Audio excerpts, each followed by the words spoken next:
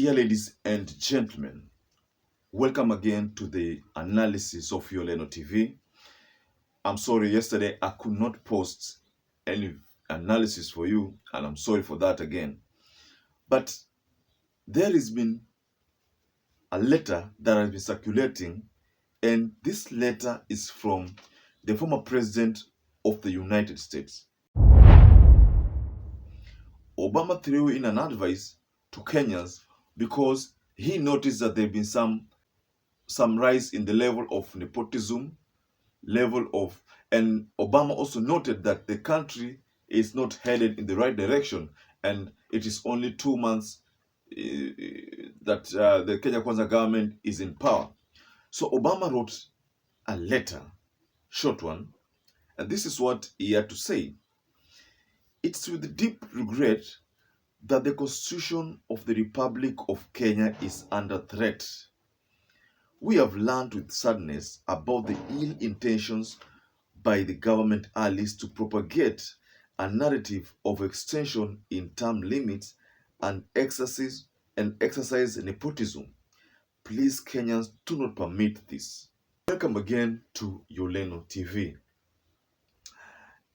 It will be remembered that about 3 days ago, Salah Yakub shocked Kenyans when he talked about the extension of term limits. I mean, the removal of term limits and the capping of age for any president who would like to contest.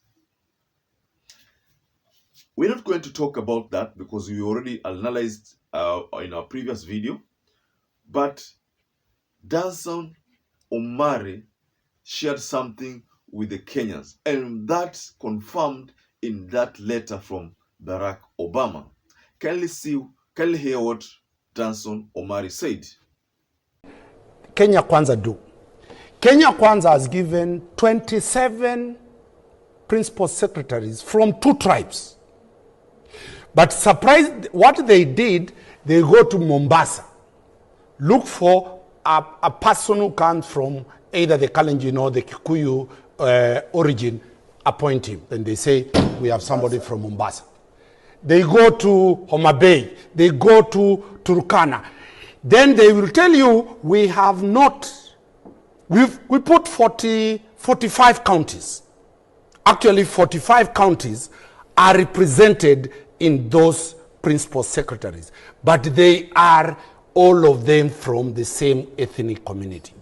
Now, before we delve deep into that video and the letter that Barack Obama sent to Kenyans, please take a moment and subscribe to Yoleno TV.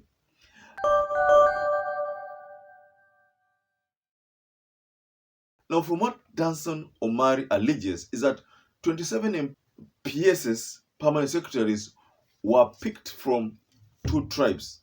That's the Kikuyu community and the Kalenjin community. That is what Danson Omari said. And he said that what the Kenya Kwanza government did is that they went to Mombasa and other countries and again picked members of those communities and said, we've picked a member from Coast, we picked a member from, let's say like the Ukambani, but they were picking members from the same communities. That is what Danson Omari alleges. Whether that is true, please you can check the list that the nominees are. Come to my county, Nyamira County. Nyamira County, as because we produced the CS Matiang'i, we have not been given any position, not even cabinet, not even a principal secretary. The questions we are raising as Nyamira County and the larger Kisii community is, one, are we part and parcel of this government? Do we pay taxes, or we migrate and go to Uganda where we belong?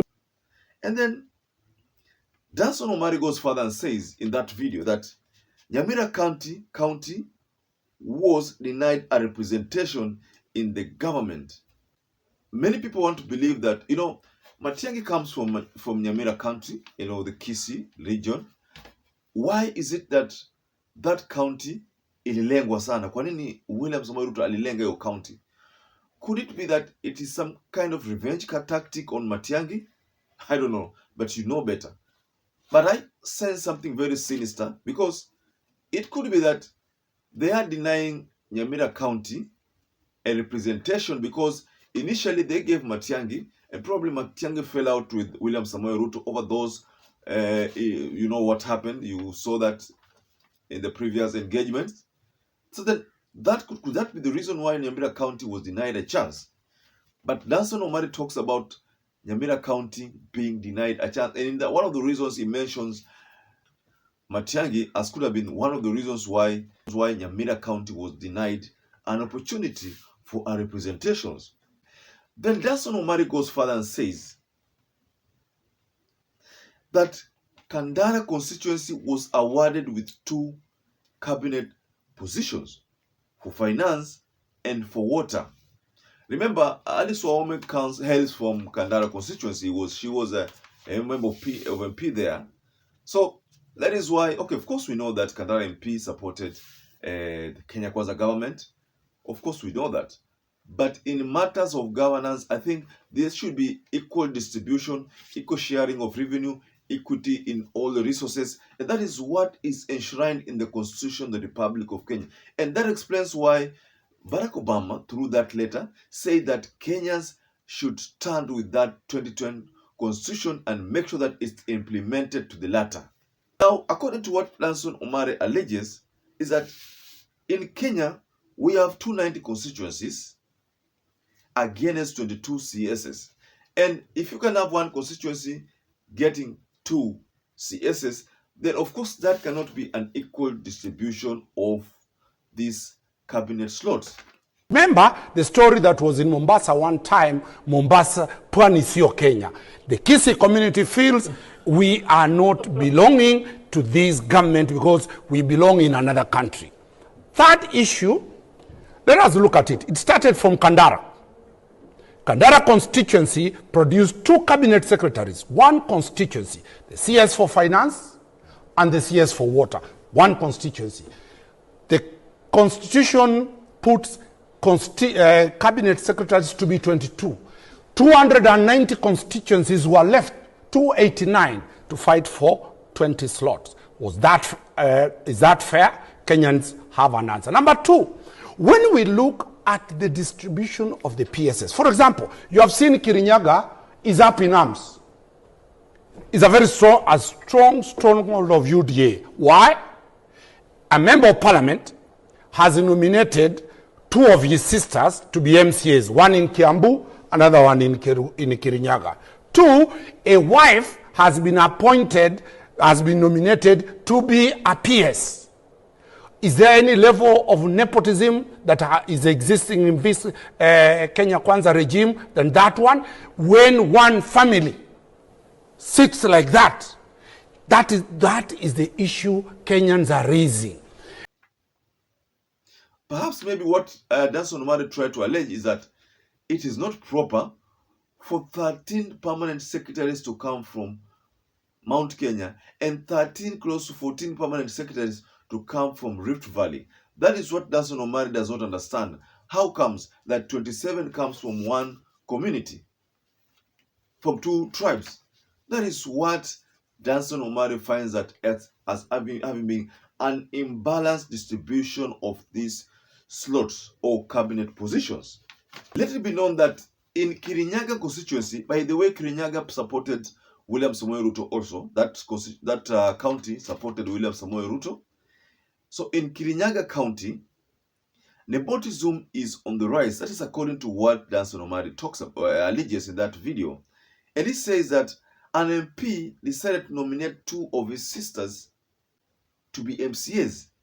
That is in Kiambu and in Kirinyaga. An MP decided to do that.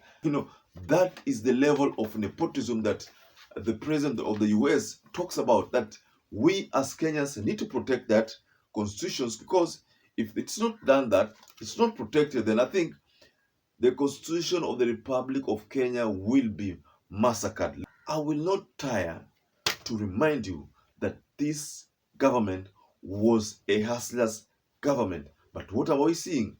We are seeing a total different government. It's not a hustler's government. I think this is just a dynasty's government.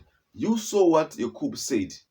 Yakub said that the president should be allowed to run for until 2040, 2042 thereby, because if the president is around less than 60 years old, and then what Yakubu alleges is that there should be an extension until 75 years old. That means William Samoei Ruto has close to or more than 20 years old, 20 years to rule the Republic of Kenya.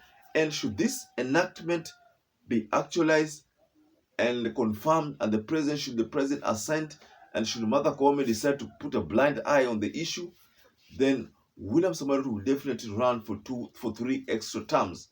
That would mean definitely that Raila Amolo Odinga will not contest again for going forward, because the presidential capped age will be 75, and I think Raila Amolo Odinga is now 77 years old, approaching 78 years old.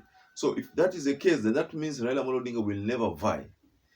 And then by the time William Samoei Ruto finishes his terms, then Mudavadi will not be in a position to contest for the presidency of the Republic of Kenya.